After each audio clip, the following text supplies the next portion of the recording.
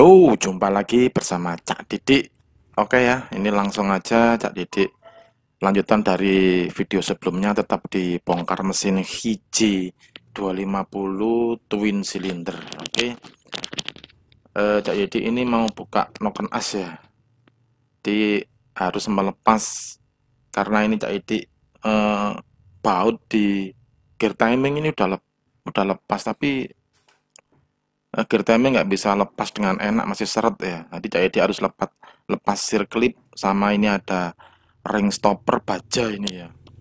Jadi circlip harus dibuka dulu, dilepas, kemudian ring baja ini modelnya seperti ini, ada stoppernya. Nah, ini tujuannya sih jadi berharap sih emang nokennya agar bisa goyang ya. Ini udah mulai goyang ini ya. Nokennya udah mulai goyang, udah bisa geser ya. Karena kok masih apa? Mau ngelepas gear timing ini, kok gear timing atas di noken ini kok masih sulit ya. Jadi nggak mau paksakan, nanti khawatirnya patah malah nokennya. Oke lah, seal clip sebelah dalam, sebelah blok silinder yang sebelah kanan jadi lepas juga. Ini udah mulai ada gerak ya, nggak sampai jadi lepas sih, kendorin aja.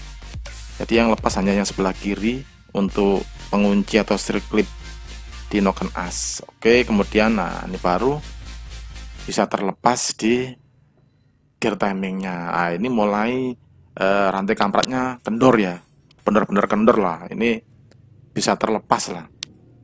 Nah ini jadi memang sih agak meraba-raba ya, cuman sesuai agar tidak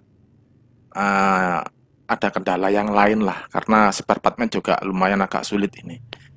Oke, kemudian jadi coba lepas sebelah kanan. Ini udah terlepas. Oke ya, udah terlepas ya. Oke, kemudian itu adalah pantalan ya, penggantinya bearing ya. Model lama ini ya seperti ini. Jadi kanan kiri ada, kalau secara teori sih namanya pantalan ya, pengganti bearing lah. Jadi seperti di model seperti ini sama sih, modelnya mirip-mirip yang ada di CB series atau GL series ya, dimana bearing noken as bagian dalamnya itu tidak berbentuk klaker ya, dia bantalan pejal seperti itu. Oke lah, kemudian udah lepas dua-duanya. Ini baru nokennya bisa turun, jadi bisa longgar lah. Jadi noken dengan gear timingnya ini longgar. Oke lah, jadi coba ini ya, coba cara nih jadi ikat dulu gear timing dan rantai kampratnya ya. Ternyata nggak bisa ini. Oke, ternyata masih kesulitan untuk melepas noken asnya. Jadi karena camshaft twin ya seperti ini, camshaft twin di mana rantai kamprat gear timingnya berada di tengah-tengah ya, di antara as group, crankshaft, dan di tengah-tengah antara noken as.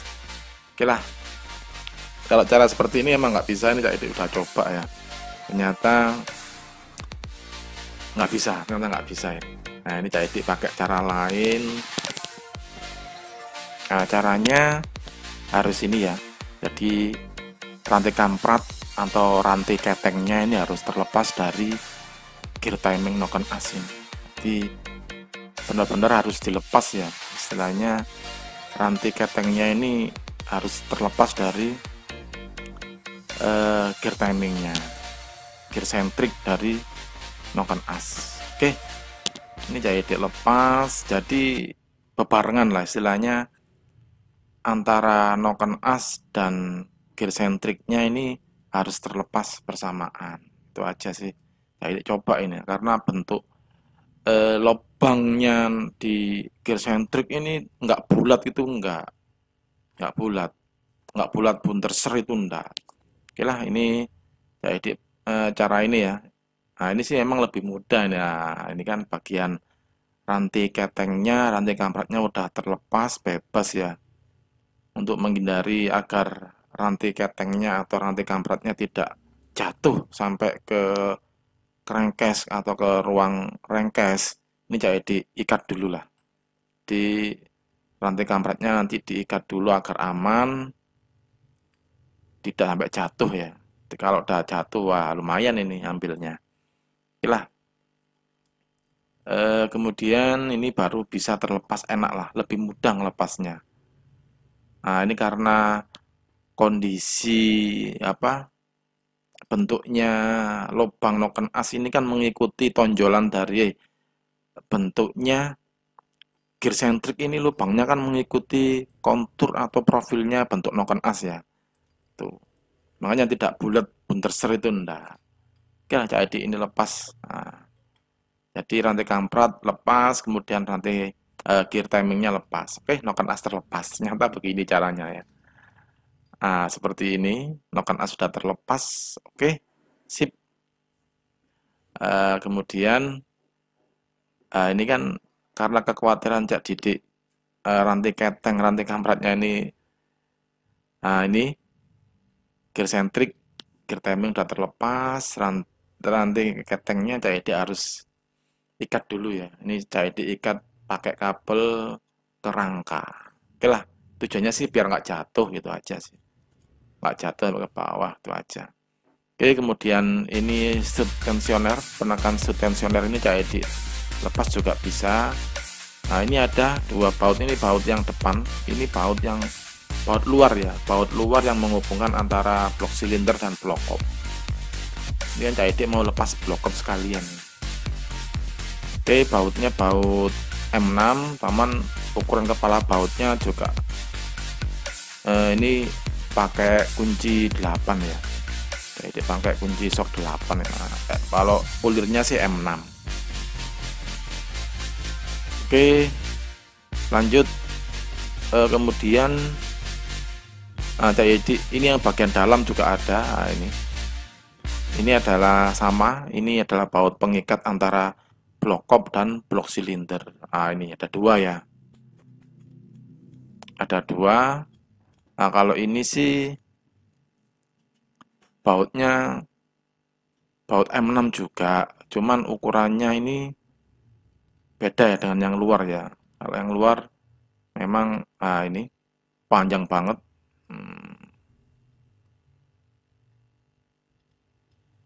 Ini ya seperti penabaut tambahan aja lah untuk di tengah ini. Jadi yang depan 1, yang belakang 2 itu pakai kunci sok 10. Oke. Kemudian ini stud tensionernya ya. Stud tensionernya udah goyang, udah kocak lah, ini dilepas mudah ini. Oke lah, lanjut. Jadi lepas stud tensioner. Karet stud tensionernya memang agak bentuknya atau profilnya agak beda ya dengan stud tensioner pada umumnya. Jadi ada stud tensionernya, ada karet, ada pir juga di dalamnya.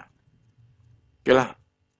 Ini bagian pengikatnya yang baut bawah ya, baut bawah yang ada di blok silinder itu baut yang pakai kunci 8.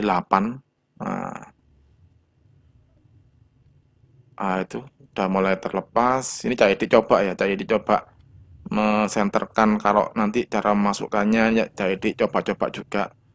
Nah, ini seberapa masuknya biar lubangnya yang di stud tensioner itu pas dengan baut pengikatnya. Oke lah, Cak coba-coba udah.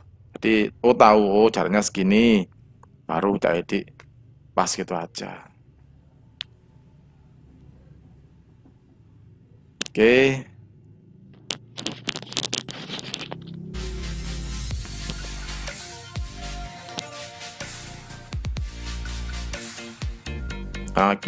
Ya ini Cak coba ini untuk menggoyangkan blok op ya. Blok op udah mulai bisa, blok op udah istilahnya udah terpisah dengan blok silinder.